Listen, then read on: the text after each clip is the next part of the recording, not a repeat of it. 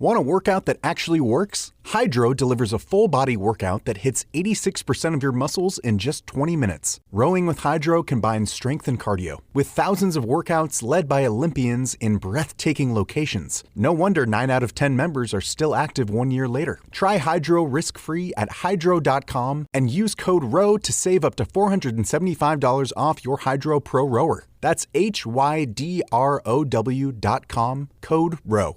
Ever wonder what your lashes are destined for?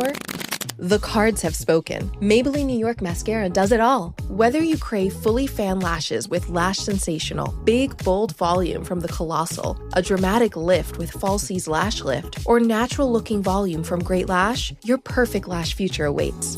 Manifest your best mascara today. Shop Maybelline New York and discover your lash destiny. Shop now at Walmart. What does the term digital workplace mean to you?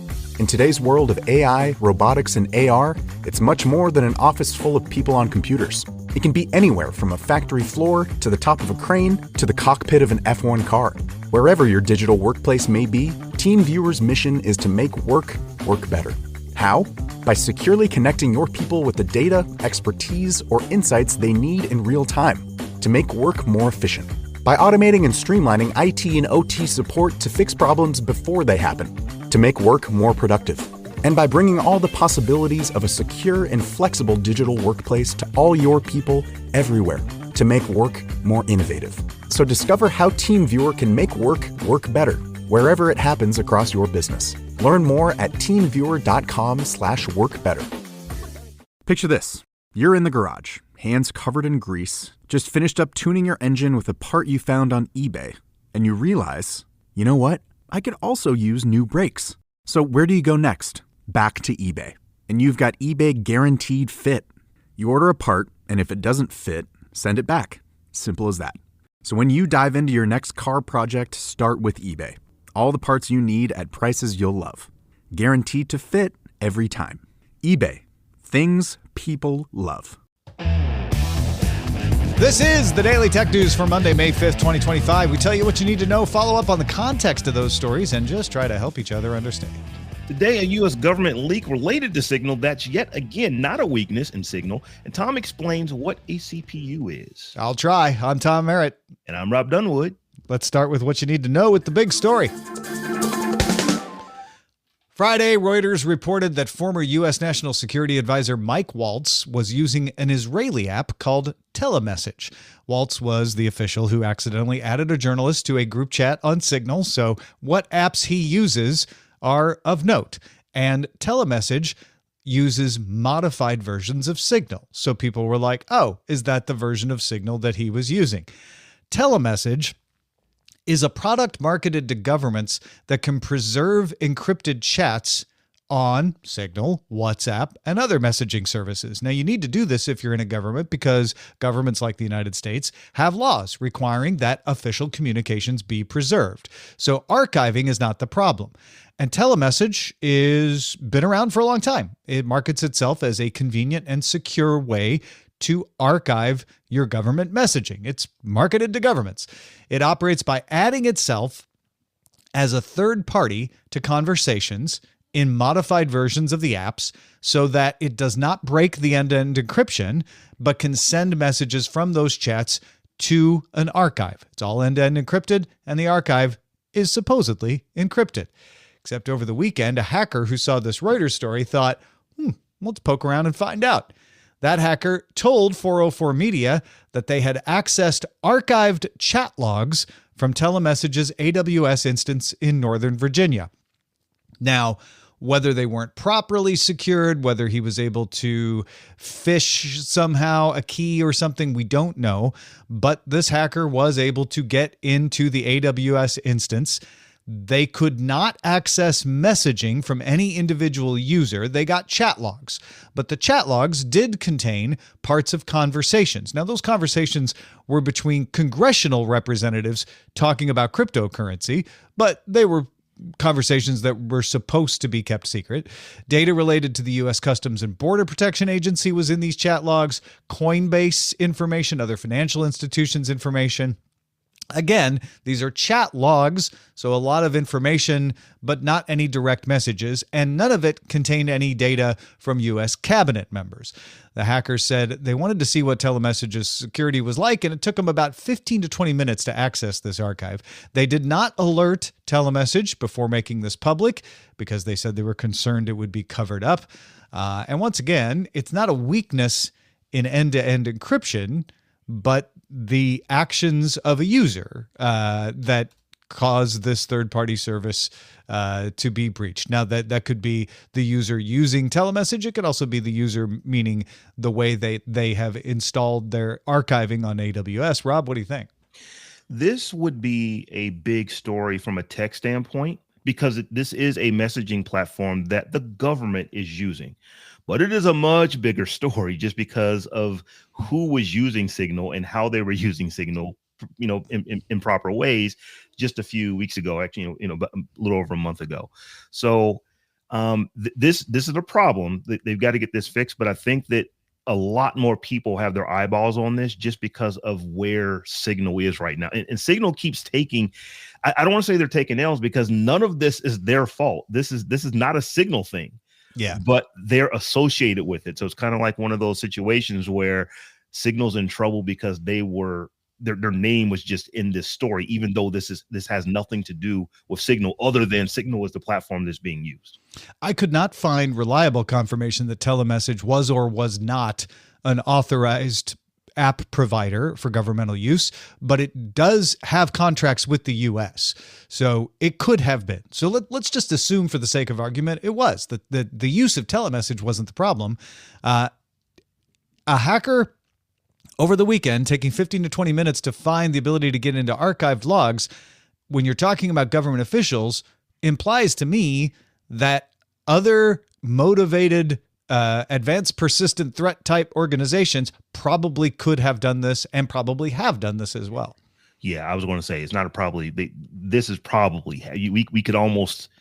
I don't want to say with 100% assurance because you can't be 100% about anything, but it is very, very probable that some other folks have taken a look at this just because of the speed at which it was done by somebody who say, I kind of wonder if I could get in. Oh, yes, I can. Yeah. So my question becomes, what uses is telemessage's version of this approved for? Should it continue to be approved for those uses? And have they been able to patch this so that you can't get into those archive logs? This is the kind of thing that there may not be anything wrong with telemessage itself. How many stories have we run into where somebody misconfigures a container on AWS because they didn't think anybody was looking, and causes this sort of thing? They weren't able to get into the system itself. They were able to access chat logs. To me, that could be fished out of somebody, which is a harder problem to fix, but less concerning to telemessage's total infrastructure. Yeah, this is a story that I don't believe is going to go away anytime soon, that, folks are going to look into this. And you have to. This is the federal government is using this platform. It's been breached. You have to figure out how and why and mitigate it from happening again. Yeah, no, absolutely. So if anybody has any insight into this one, I know we have some folks who work in this area and you feel comfortable sending us a message, by all means, please do. feedback@dailytechnewsshow.com. DTNS is made possible by you, the listener, thanks to Philip Shane, Paul Boyer, and D. Laser. Yeah. Trust isn't just earned, it's demanded. Whether you're a startup founder navigating your first audit or a seasoned security professional scaling your GRC program, proving your commitment to security has never been more critical or more complex. That's where Vanta comes in. Businesses use Vanta to establish trust by automating compliance needs across over 35 frameworks, like SOC 2 and ISO 27001, centralize security workflows, complete questionnaires up to 5 times faster, and proactively manage vendor risk. Vanta not only saves you time, it can also save you money. A new IDC white paper found that Vanta customers achieve $535,000 per year in benefits, and the platform pays for itself in just 3 months. Join over 9,000 global companies like Atlassian, Quora, and Factory who use Vanta to manage risk and prove security in real time. For a limited time, our audience gets $1,000 off Vanta at vanta.com/DTNS. That's VANTA.com/DTNS for $1,000 off. Picture this. You're in the garage, hands covered in grease, just finished up tuning your engine with a part you found on eBay, and you realize, you know what? I could also use new brakes. So where do you go next? Back to eBay. You can find anything there. It's unreal. Wipers, headlights, even cold air intakes. It's all there. And you've got eBay Guaranteed Fit. You order a part, and if it doesn't fit, send it back. Simple as that. Look, DIY fixes can be major. Doesn't matter if it's just maintenance or a major mod. You got it, especially when things are guaranteed to fit. So when you dive into your next car project, start with eBay. All the parts you need at prices you'll love. Guaranteed to fit every time. eBay. Things people love.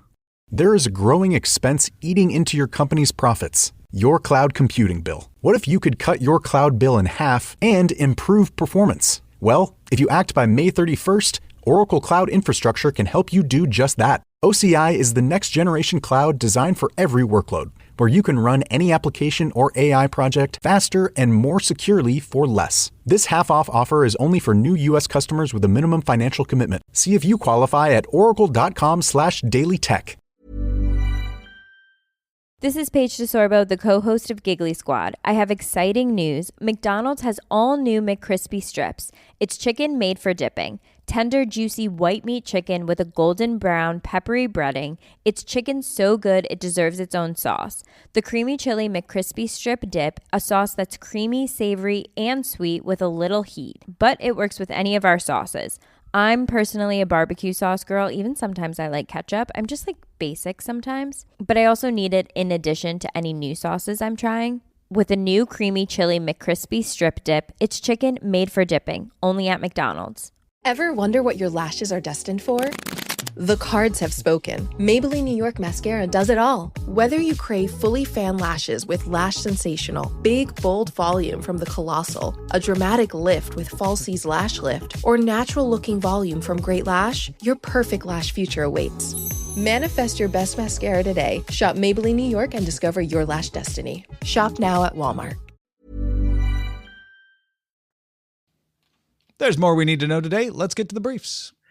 Apple will change how it announces its new iPhone starting in 2026, according to the information and analyst Ming-Chi Kuo. They say Apple plans to launch its foldable iPhone in September 2026. The foldable will be a book-style phone, possibly with a 5.7-inch cover screen and an 8-inch display when open. That will come along with the release of the iPhone 18 Pro models, as well as the iPhone Air.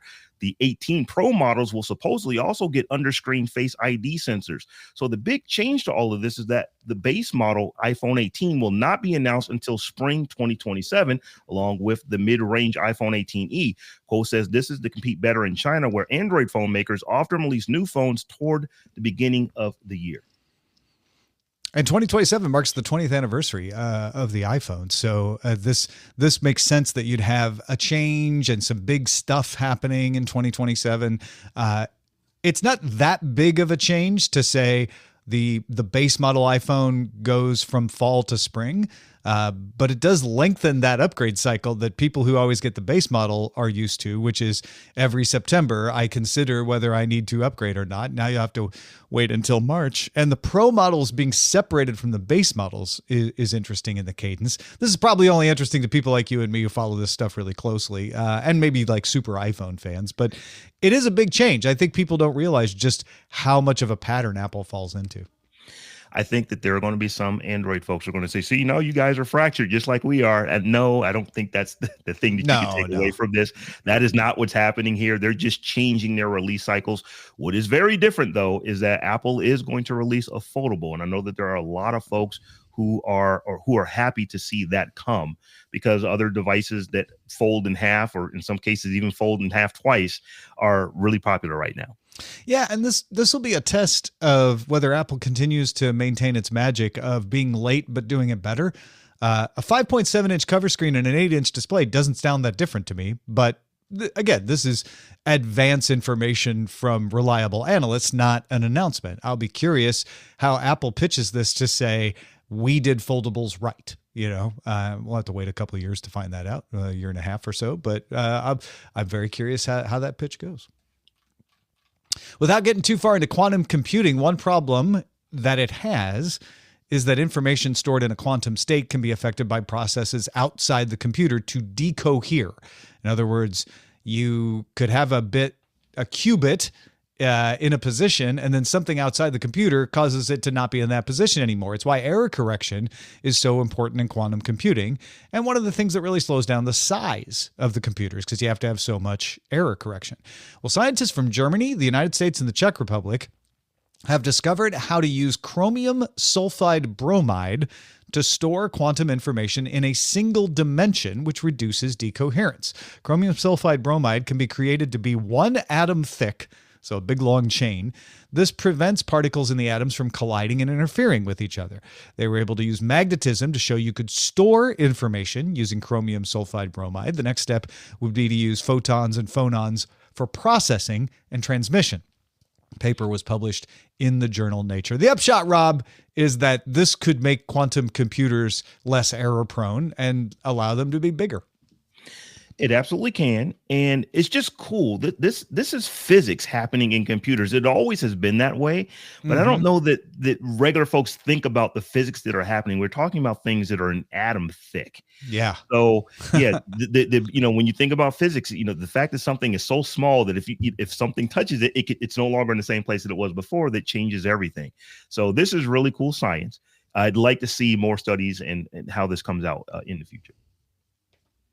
The coding platform Cursor has become the poster child for vibe coding, but Apple and Anthropic would like in on it. Bloomberg reports that the two companies are working on a new version of Apple's Xcode platform that will use Anthropic's Sonnet model to write, edit, and test code for programmers to speed things up. The platform will supposedly be rolled out internally at Apple first. So vibe coding is a thing right now, and it's not surprising to see Apple get in on it, but Apple was supposed to have its own internal AI-assisted coding for Swift, and it never rolled it out. So I don't know what this says about Apple's internal AI development.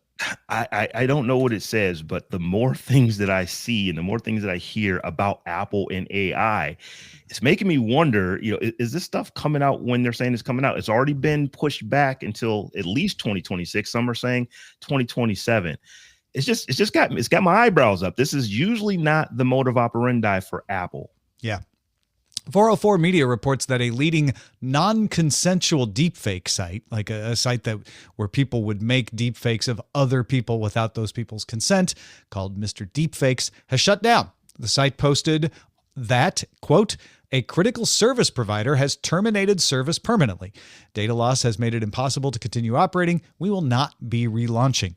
Germany's Der Spiegel recently reported that a 36-year-old Toronto person was behind the site, but there's no reports of any legal action. It seems like one of the service providers just decided, you know what, we don't want to be involved in this anymore. If nobody hosts your stuff, it makes it hard to have stuff hosted. I mean, sure does. That is a real problem for them. We've noted a lot of tech companies had big earnings as companies and consumers stocked up on electronics in advance of U.S. tariffs. Foxconn reported a 25.54% increase in revenue in April compared to last year. Foxconn is based in Taiwan, but has factories in mainland China, India, Brazil, and elsewhere. It is the major manufacturing partner for Apple, and it says it expects to continue to grow into Q2 as well. That's the big one, right? Foxconn is confident that it can overcome the uncertainties. It put in the normal, we could be wrong because a lot of stuff is uncertain that everybody's putting in their earnings reports now, but they weren't projecting a downturn, which is interesting. That is interesting because you would think that if the iPhone, which is a lot of what they do, is moved out of one country to another place, that there's got to be a doldrum. And if they're saying that there isn't going to be, it's like, okay, well, where's the rest of your manufacturing going to come from? Yeah. France's Eutelsat, which makes the OneWeb satellite internet service, announced that its CEO, Eva Bernanke, will be replaced on June 1st by a longtime Orange Telecom executive, Jean-Francois Fallacher. OneWeb has launched close to 650 satellites, but Starlink's got 7,000. So OneWeb still has a ways to go to catch up. Got a ways to go, but you got to start somewhere. That's right.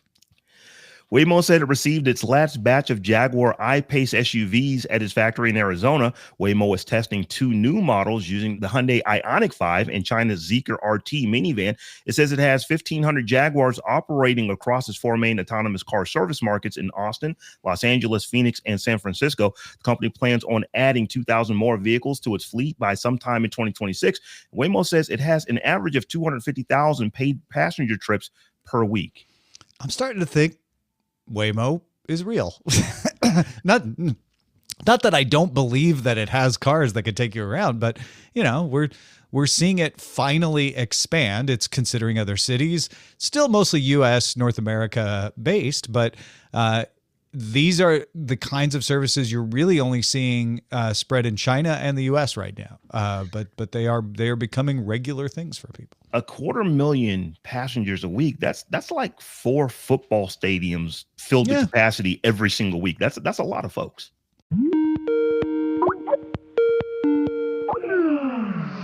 One last farewell, as today marks the day Microsoft shuts down Skype after 23 years. If you're listening to this on Tuesday morning, it's already gone.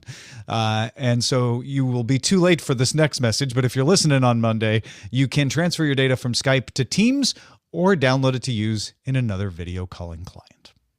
Do we need to pour one out for Skype? One last time. Pour a little. One last time. And while Apple must comply with the U.S. judge's order to let app developers link out to alternative payment methods, the company has filed its appeal with the Ninth Circuit.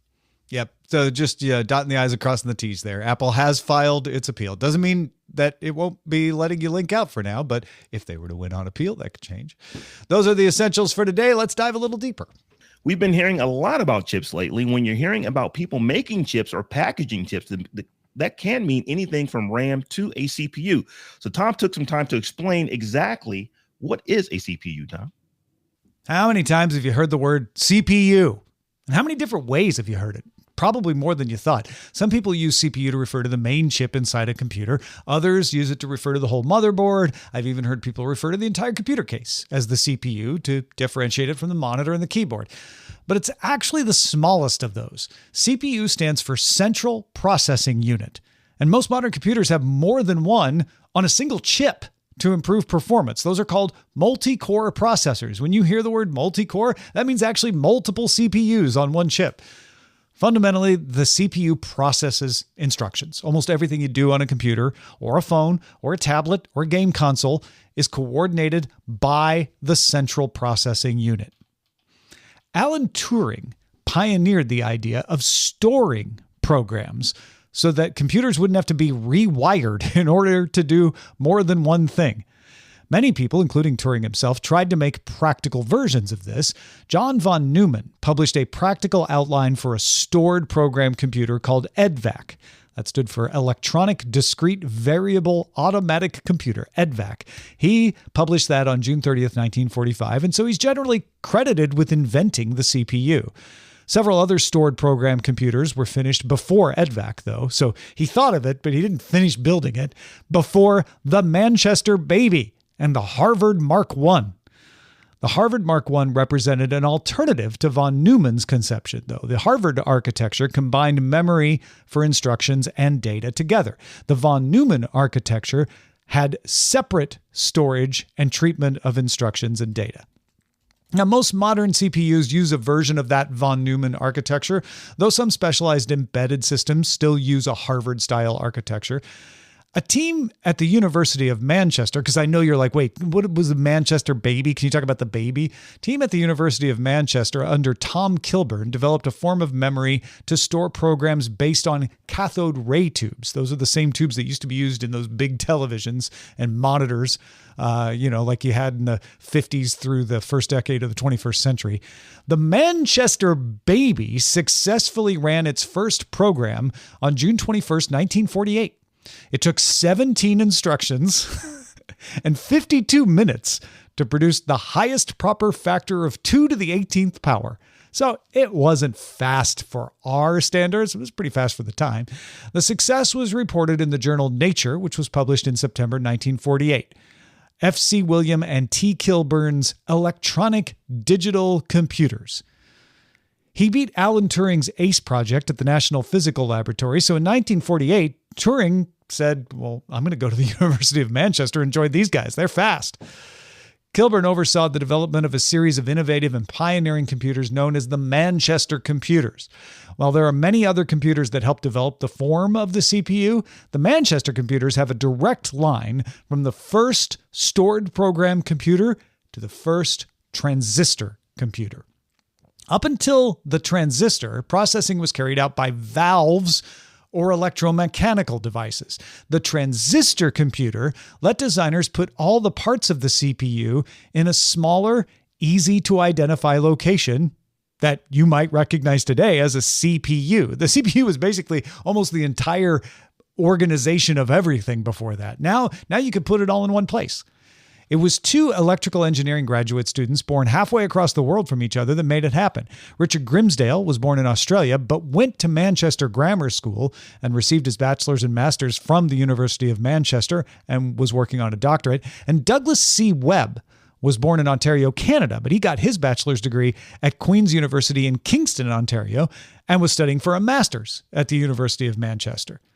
Under the supervision of Kilburn, the two graduate students built and demonstrated the Metrovic 950, the world's first computer made of transistors, in November 1953. It was similar to an older Manchester computer called the Mark I, but used transistors instead of using vacuum tubes. Because the prototype Metrovic 950 didn't include a register, it was actually slower than the Mark I. But a register would be added later, making it faster, smaller, and more efficient as a CPU.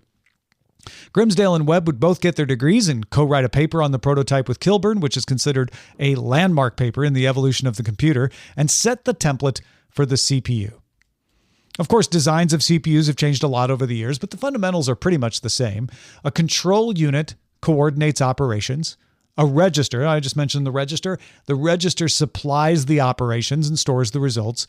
And an arithmetic logic unit, or an ALU, performs the operations. The basic steps are fetch the instructions, which might simply be add two numbers, from memory, decode those instructions, and then execute them.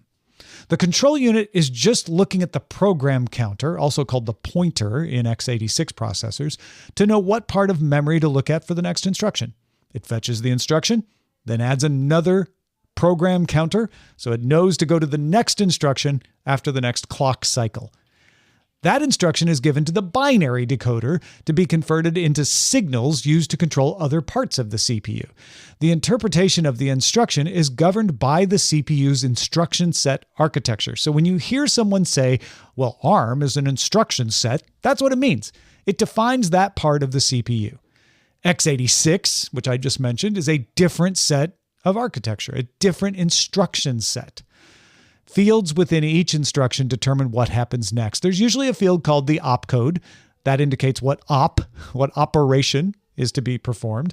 Then there will be other fields called operands, not to be too confusing. These tell you the values to process, a 10, a 5, whatever. Could be a constant, could be something that is sitting in the processor register, could be from somewhere else in memory. Let's think about an instruction to add two numbers as an example. So let's say the numbers are sitting in the processor register, left there after a previous instruction created them, right? This is part of a program. The last step is to execute the instructions. The control unit enables and disables parts of the CPU based on the decoded instructions. The numbers to be added flow from the register into the active parts of that arithmetic unit, the ALU, which automatically performs the desired operation, in this case, adding them together. That action is called a clock pulse. When you talk about clock cycles, that's what we're talking about. Clock speed is the number of clock pulses that a CPU can do in a short period of time. On the next clock pulse, the result of the execution, the addition of the two numbers in our example, is then outputted according to the instruction, either to the register or to be available for the next instruction, or somewhere in memory where it can be used by other programs or displayed on a screen or whatever. The register supplies the numbers to the ALU. It performs the instructed match based on what the control unit determined, and the output goes back to the register where it can be retrieved for whatever purpose it was requested, like displaying on a monitor. Whatever the case, the control unit then goes to the next number in the program counter to begin the next instruction. I hope this example gives you an idea of how CPUs work. It's either going to sound oversimplified if you actually know a lot about CPUs, or it's going to be a little bit hard to follow if you're new, but it kind of gives you the flow, right? It's like, you know what a clock cycle is now. You know what a register is like. Oh, that's where the number comes from. And then it can go to different places. The CPU just checks instructions and performs operations on numbers to put out other numbers. It's elsewhere in the computer that those numbers turn into graphics or sound or anything else. The modern CPU has some other neat tricks like caching and such to increase performance. They're all varying ways of coordinating the instructions so they can be operated on the fastest way possible. For example, multi-threading. If you hear multi-threading, it lets a CPU execute multiple threads of data at once. The CPU or multiple CPUs almost always exist on an integrated circuit, and that integrated circuit may also have its own memory and interface with peripherals, but the entire system of the CPU and its integrated components are called a microcontroller, or more often these days, a system on a chip. When you hear system on a chip, it's all of those CPUs integrated together. Before CPUs, a computer could only do what it was built for. If you wanted to change the program, you had to literally rewire it. The idea of stored programs meant you could change what a computer did without having to rewire it. You just changed the program. But to do that, you needed memory to store the program, and you needed something that could process whatever program you gave it. Turing imagined it. Von Neumann refined the design and made it happen, and the team at Manchester brought it down to size. If you look around you right now, I bet you can identify literally dozens of items with a chip inside them, running some form of CPU or CPUs, and built on these guys' dreams. Hey, we like to listen to you because we make this show for you. So if you have a few minutes, could you fill out our annual DTNS survey? And thanks to everybody who already has. Let us know what about the DTNS family of shows works for you, what doesn't. It's fun to do, has questions about Pi, and it really helps us shape the show. So go get that right now, if you haven't done it already, dailytechnewsshow.com/survey.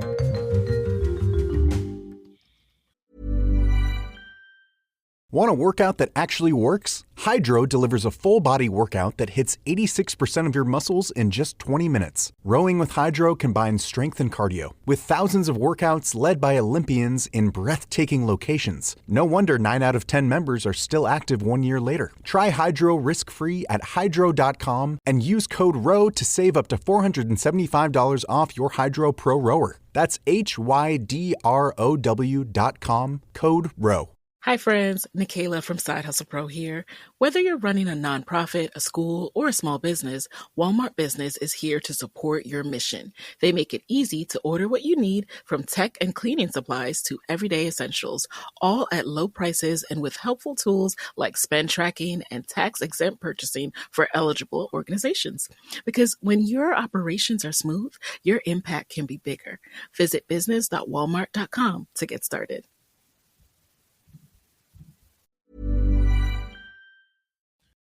We end every episode of DTNS with some shared wisdom. Today, Icer has a question to help us understand.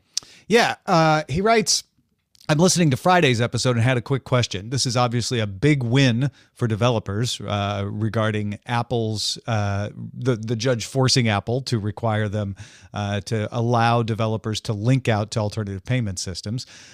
This is obviously a big win for developers, Iser writes, no longer having to pay the 30% cut to Apple for in-app payments. But from a consumer perspective, how much of a difference do you think this will make? Do you anticipate a trend where more apps start directing users to pay outside the app, or will most stick with in-app payments for convenience? Also, I'm wondering if app developers might offer better deals or promotions for payments made outside the app. I imagine Apple will continue trying to keep users inside the app ecosystem as much as possible. Curious to hear your take. So a couple things we know for sure. You will still have to offer the Apple in-app payment system. So I imagine a lot of people will go with that, even if there's another option, because it's easy. Companies can, under this order, say, hey, pay 30% less by clicking here and going outside the app. But again, you'll be going outside the app. That may scare a few people off, and they may be like, I don't, even though I'm going to save money, I just want to stick with what I know. And some developers won't want to maintain other payment systems. And so they'll just stick with in-app payments. I'm guessing the biggest companies like Spotify, who already has implemented this, are going to be the big beneficiaries, whereas smaller developers who don't want to have to develop their own payment systems may stick with the Apple payment system. Rob, what do you think? I know that Apple is appealing this, but let's say the appeal doesn't go the way they want it to go. Could we see Apple maybe lower their fees for the App Store? Because you are right. There are people who would just rather stay in the App Store because it's just easier for them. But if over time it's like, well, wait a minute, they're charging me 30%. This place is only charging me 17. 30 minus 17 is 13. If I make 13% more, that's a lot of money. So yeah, I wonder if you could see Apple where they may ultimately change the way that they do things if their appeal does not go the way that they want it to go. Yeah, let's assume that appeal does not go Apple's way. I wonder if they can get away, and again, this could land them back in court if they did this. I wonder if they could get away with giving a discount to people who exclusively use their payment system. So use our payment system and link out, it's 30%. Use our payment system exclusively, it's 25%. Like, is that gonna? Apple's really been pushing this to the edge to the point that the judge believes that one of their executives lied during testimony. So I wouldn't be shocked if that were the case. The only reason they wouldn't do that is they are already going to take a hit on revenue from the App Store because of this. It may not be a huge hit, but they'll take a hit, and they may not want to take more of a hit. Yeah, the judge was not happy at Apple. I mean, they're basically saying we may find you in contempt of court for the way that you're acting. Yep. So if Apple just continues to do what they've been doing, that absolutely makes sense that they might actually try to, hey, if you stay in our store, we'll give you a discount. So that would not shock me at all. We're not charging you for going outside. We're just giving you a discount for staying inside. Right.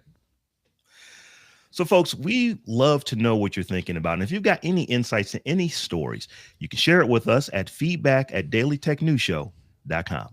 Big thanks to Iser for contributing to today's show. Thank you for being along for Daily Tech News Show. It's made possible by our patrons at patreon.com/DTNS. Don't forget, you can get it ad-free if you're a patron or through Substack. You can find out more about that at dailytechnewsshow.com/survey. Talk to you tomorrow. The DTNS family of podcasts, helping each other understand. Diamond Club hopes you have enjoyed this program.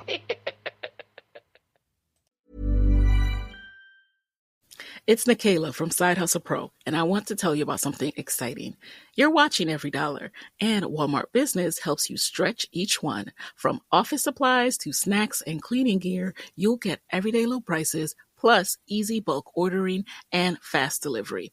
And with tools like spend tracking and multi-user accounts, staying organized is simple. Save time, money, and hassle at business.walmart.com. It's free to join. Want a workout that actually works? Hydro delivers a full-body workout that hits 86% of your muscles in just 20 minutes. Rowing with Hydro combines strength and cardio, with thousands of workouts led by Olympians in breathtaking locations. No wonder 9 out of 10 members are still active 1 year later. Try Hydro risk-free at hydro.com and use code ROW to save up to $475 off your Hydro Pro rower. That's HYDROW.com, code ROW.